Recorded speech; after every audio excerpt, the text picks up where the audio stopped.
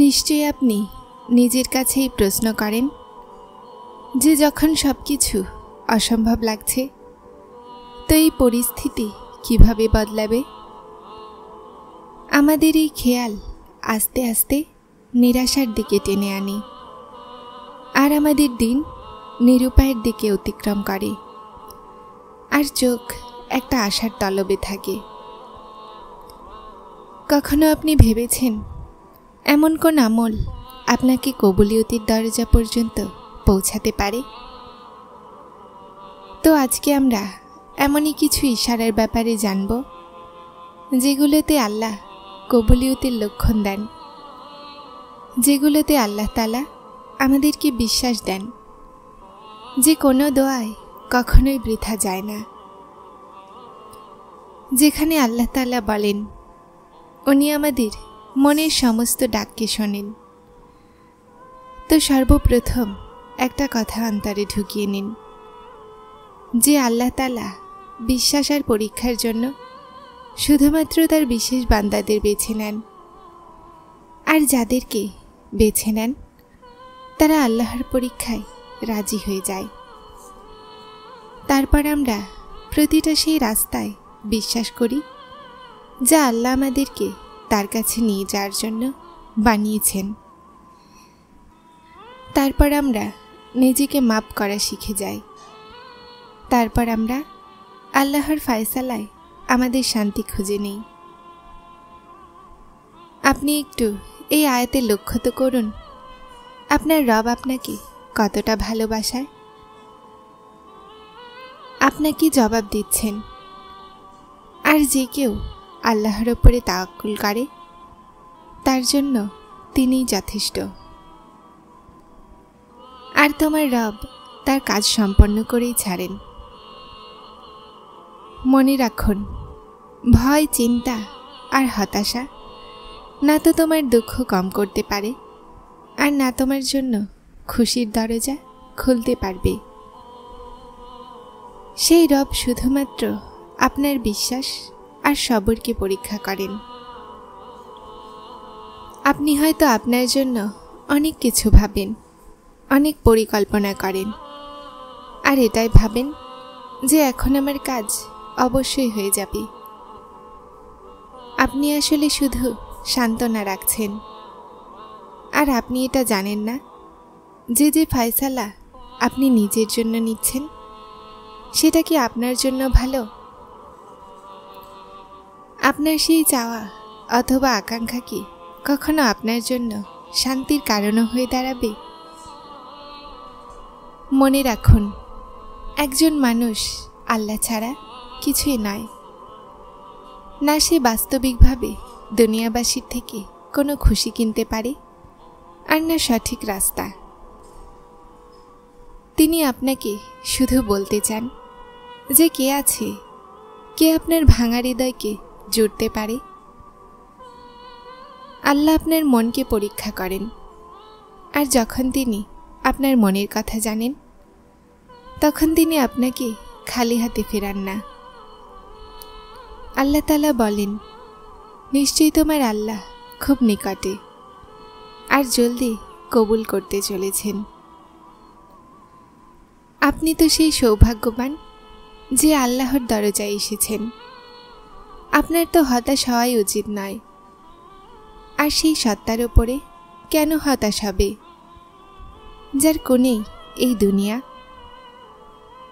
সেই রব যিনি আপনার ভাঙা হৃদয়কে অনেক কাছ থেকে দেখেছেন আর সেটাকে জুড়ে দেন, সেই সত্তার ওপরে কিসের হতাশা?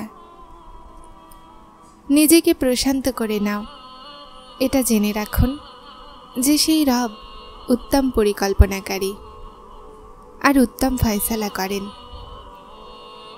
আল্লাহ বলেন যে এক পরিকল্পনা তুমি বানাও আর এক পরিকল্পনা আল্লাহ বানান, আর নিশ্চয়ই আল্লাহ উত্তম পরিকল্পনাকারী।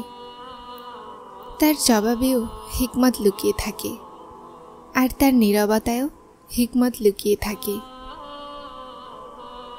আপনি শুনুন মন দিয়ে যা তিনি বলেন, যে রাস্তা আল্লাহ তাআলার সাথে জুড়ে যায় সেটা উত্তম হয়। আল্লাহ তাআলার দিকে যাওয়া প্রতিটা রাস্তা মনকে শান্তি দেয়। এমন অনুভব হয় যে একা থাকা সত্ত্বেও কেউ সাথে আছে। তার সাথে জুড়ে গেলে তারা আর একা থাকে না। যে আল্লাহর সাথে জুড়ে যায় তিনি তার অন্তরেই থাকা শুরু করেন, আর জীবনের চারপাশে মহব্বতে ইলাহি থাকে। আর জেনে রাখুন, আল্লাহ পর্যন্ত আমরা হঠাৎই পৌঁছে যাই না। অনেক লম্বা সময় পার করে তার পর্যন্ত যাওয়ার সুযোগ পাই। যখন আমরা ওড়ার চিন্তা করি তখন তিনি আমাদেরকে মুখ থুবড়ে জমিনে ফেলেন। তারপর যখন বিশ্বাসের ওপর জখম হয়ে যায় তখন সেই জখমগুলোকে ভালোবাসার মাধ্যমে সারিয়ে তুলতে শেখান। কখনো নিজের ইচ্ছায় পরীক্ষা করেন, আর কখনো আমাদের ইচ্ছা দিয়ে নিজের দিকে আনেন। উনি আমাদের সবাইকে আলাদা আলাদাভাবে পরীক্ষা করেন, আস্তে আস্তে আমাদেরকে নিজের দিকে টেনে আনেন। আপনি শুধুমাত্র আল্লাহর ওপরে তাওয়াক্কুল রাখুন। এটা ভাববেন না যে যা চেয়েছি তা পাবো কিভাবে, বরং অপেক্ষা করুন যে যা চেয়েছি তা অবশ্যই পাব। কখন আর কিভাবে, এই কথার ফাইসালা ওসিলা বানানেওয়ালার উপরে ছেড়ে দিন। তাওয়াক্কুলের দুটো দিক আছে। এক, যে যা চেয়েছি পেয়ে যাব। আর দ্বিতীয় সেটা যখন এই কথায় বিশ্বাসও থাকে যে যা চেয়েছি তা নাও যদি পাই, এতে কোনো না কোনো হিকমত অবশ্যই আছে। আমরা প্রথম রাস্তা পর্যন্ত তো পৌঁছে যাই, কিন্তু দ্বিতীয় রাস্তায় পৌঁছাতে অনেক সময় লাগে। কেননা মনে এটা মানে না যে যা চেয়েছি তা পাবো না। কিন্তু আস্তে আস্তে জীবন সব কিছু শিখিয়ে দেয়, কখনো ফেলে দিয়ে তো আবার কখনো সামলে নিয়ে। সময় লাগে, কিন্তু এটাও সত্য যে সময় চলেই যায়। কেউ সাথে চলুক অথবা না চলুক, কেউ আপন হোক অথবা না হোক, আল্লাহ সবার সবচেয়ে বড় সাহায্যকারী বন্ধু। আর এই দুনিয়া না তো তোমার থেকে কিছু নিতে পারবে, আর না তো তোমাকে কিছু দিতে পারবে।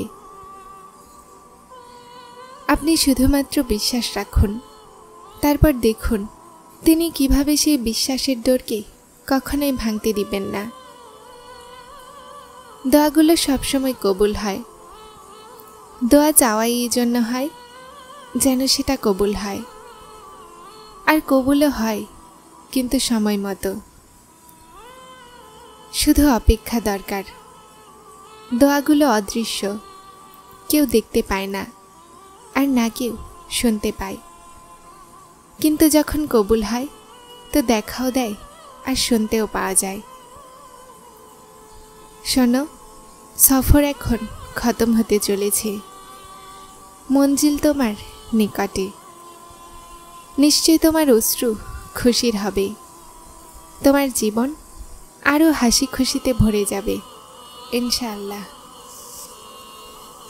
যে তাহাজ্জুদে সিজদা কাজা হতে দেয় না, আল্লাহও তারপর তার ভালোবাসাকে কাজা হতে দেয় না।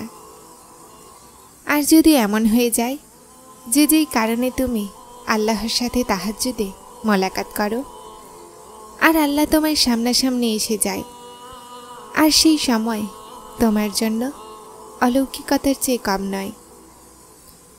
হ্যাঁ, এটাই হলো তাহাজ্জুদ। তিনি যদি কষ্ট এমন দেন যে সারা রাত চোখ বন্ধ না করতে পারো, তো তিনি সকালেও এমন দেন যে চোখ ঠান্ডা হয়ে যায়। যেই দোয়াগুলোকে মানুষ অসম্ভব ভাবত, আমি সেই দোয়াগুলোকেও কবুল হতে দেখেছি তাহাজ্জুদে। তাহাজ্জুদ তোমাকে আল্লাহর নিকটবর্তী করার মাধ্যম। তাহাজ্জুদ তো আল্লাহকে মনের অবস্থা শোনানোর উত্তম সময়। তুমি আলোর খালিককে তাহাজ্জুদের অন্ধকারে রাজি করাও, তারপর দেখে নিও উনি তোমাকেও মজিজার সকাল দান করে রাজি করে দিবেন। যারা চ্যানেলটিতে নতুন এসেছেন তারা সাবস্ক্রাইব করে হেদায়েতের সাথে থাকুন। আসসালামু আলাইকুম।